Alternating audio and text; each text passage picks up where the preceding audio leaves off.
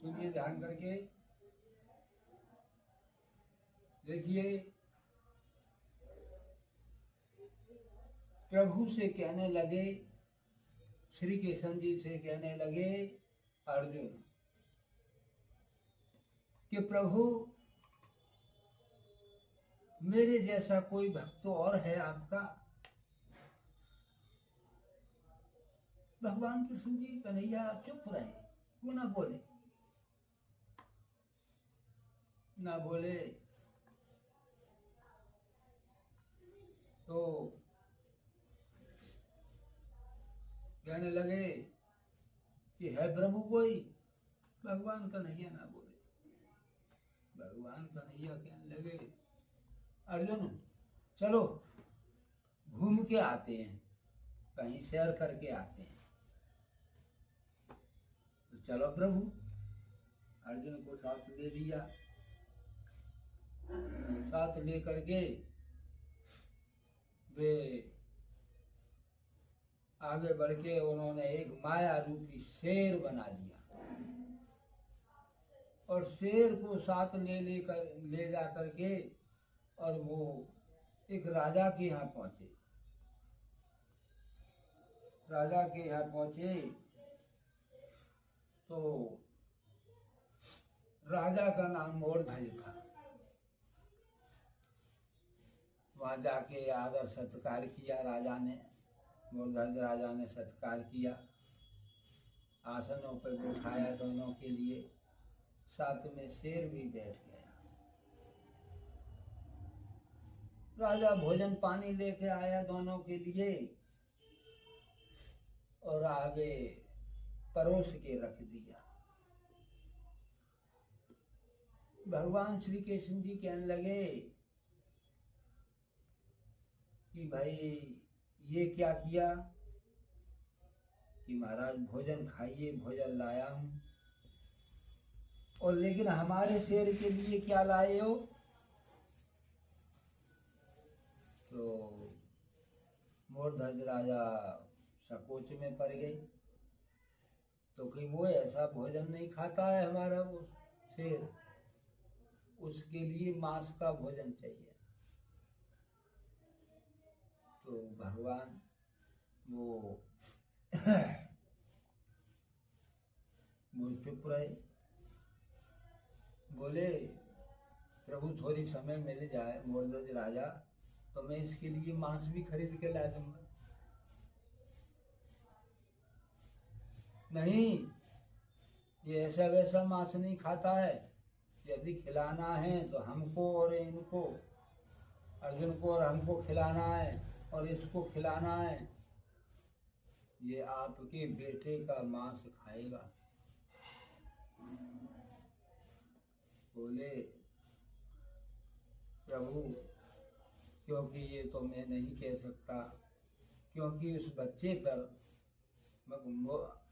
मकरंध्वज, ऐसा ही उसका नाम था, मोरध्वज का अपरध्वज। तो प्रभु उसके लिए मेरी पत्नी से इजाजत लेनी पड़ेगी, क्योंकि पत्नी का अधिकार है प्रभु, उससे मैं पूछ लेता हूँ। जाकर के स्वयं कक्ष में गए, अपनी महारानी से बोले महारानी आज तो बहुत आश्चर्य की बात है। क्या है प्रभु? बहुत आश्चर्य की बात है, आपने जो भोजन दिया लगा के दोनों थालियों में, भगवान श्री कृष्ण जी भी नहीं खा रहे हैं, अर्जुन भी नहीं खा रहे हैं, कह रहे हैं कि हमारे शेर के लिए आपके पुत्र का मांस चाहिए।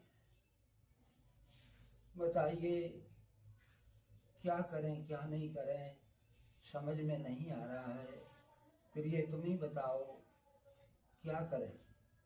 यदि वो भोजन नहीं काटते हैं तो इधर हमारा धर्म घट जाता है, हमारा को पाप लग जाता है, और यदि पुत्र को दें, पुत्र का मांस काट के दें तो हमारा नाम चलने वाला है। सकोच में दोनों ही चिंतित हैं। इधर वो आसरा देख रहे हैं कि कब मूर्धज राजा आए, हमारे शेर को भोजन खिलाएं और उसके बाद हम भोजन खाएं। कैसी प्रभु ने लीला दर्शाई है, कैसे फांसा है प्रभु ने, कन्हैया ने, ये समझ में नहीं आ रहा है। रानी कहने लगी, महाराज इतना हक मेरा है इतना आपका भी बनता है, सोच लीजिए, अभी वक्त है। अब इधर तो आगे खाना रखा है, इधर शेर भूखा है, भोजन ना करके जाएं तो हमारा भक्ति भी भंग हो जाएगी, हमारा धर्म भी नष्ट भ्रष्ट हो जाएगा।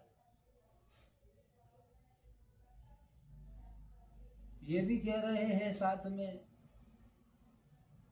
कि शेर जब खाएगा आपके आंसू की धारा ना देख ले। हमारा शेर ऐसा है कि आंसू बह गए तो खाएगा नहीं। दोनों ने सलाह किया, कठोर हृदय किया।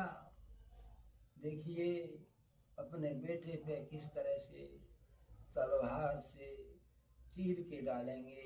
ओहो, कैसे प्रभु ने कैसी कठोरता से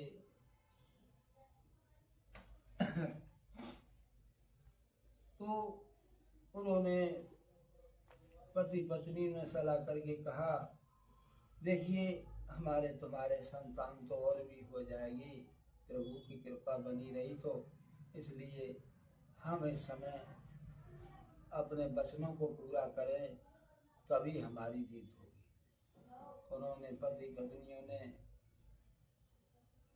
आरे से उसे काट डाला, चीर डाला और चीर करके और उसके आगे ले गए। राजा मूर्धज ले गई, शेर राजा खा। इधर वो भी खाने लगे, इधर वो भी खाने लगे, खा के नाए। और जब भगवान कन्हैया बोले, फिर के संजय अब चलो, चलने की बारी आई। श्री केशन जी बोले, अरे अपने पुत्र को तो बुलाओ, आवाज तो दो। अरे प्रभु क्यों हमारी हंसी उड़ा रहे हो? मूर्धज राजा बोले, क्यों हंसी उड़ा रहे हो? हमारा पुत्र तो इस शेर ने खा लिया है, अब कहाँ रखा है वो पुत्र हमारा? अरे आवाज तो दो। आधा प्रभु ने वो कोने में खड़ा करवा दिया था। जब आवाज लगाई, अरे अपरंधज अपरंधज, हाँ पिताजी आया। आने के बाद अर्जुन सकोच में पड़ गया। अरे प्रभु, ये लीला आपने कैसी दिखाई है मुझे, जो आज तक ना देखी।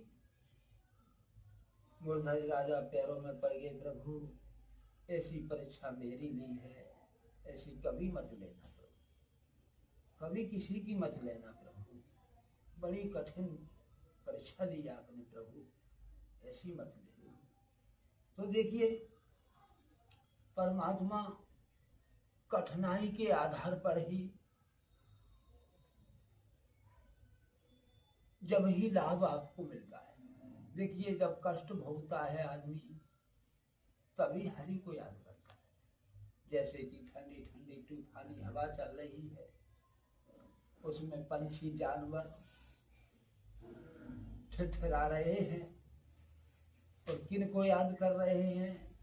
प्रभु प्रभु प्रभु हमें बचा लो, प्रभु हमें बहुत ठंड लग रही है, प्रभु गर्मी दो।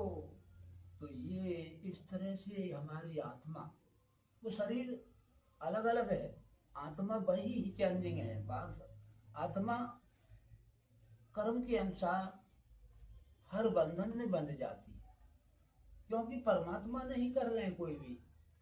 आपका कर्म आपके साथ में लपेट के भेज दिया जाता है। जैसे कि कहते हैं भैया आदमी मर गया, लकड़ियों का इंतजाम करो, उपलाओं का इंतजाम करो, कपड़े लेके आओ भैया।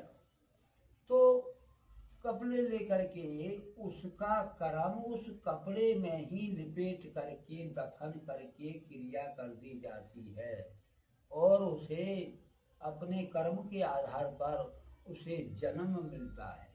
जय जय श्री राधे राधे।